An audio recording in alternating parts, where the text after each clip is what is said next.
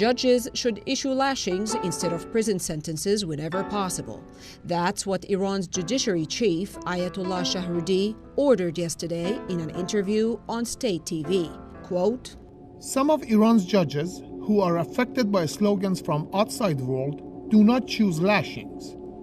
But in my opinion, this is one of the best punishments, especially if it's carried out in public, because its deterrent effect is greater."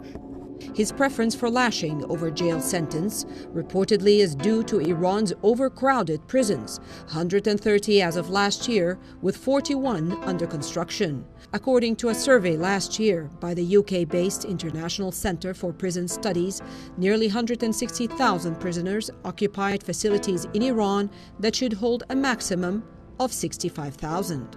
Shahroudi supports lashing as a sentence also to spare offenders the greater damage of imprisonment. According to the State Department 2008 report on human rights practices, quote, "Human rights activists and domestic press reported cases of political prisoners confined in the same wing as violent felons.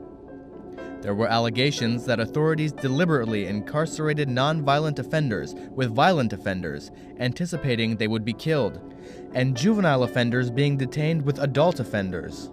The same report indicates common methods of abuse in Iranian prisons, such as prolonged solitary confinement with sensory deprivation, beatings, hanging detainees by the arms and legs, sleep deprivation, and beating with cables on the back, soles of the feet, and the ears.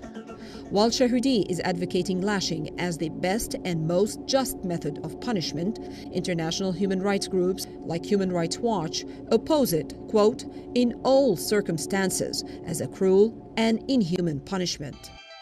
Iran's penal code already assigns lashing to several offenses, including 100 lashes for adultery between unmarried couples, 100 lashes for lesbianism, 80 lashes for false accusation, and the same number of lashes for intoxication.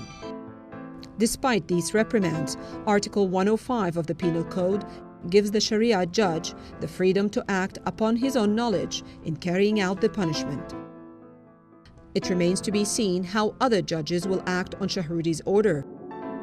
Ironically, the judiciary chief, who is now advocating public lashing, 6 months ago banned executions in public.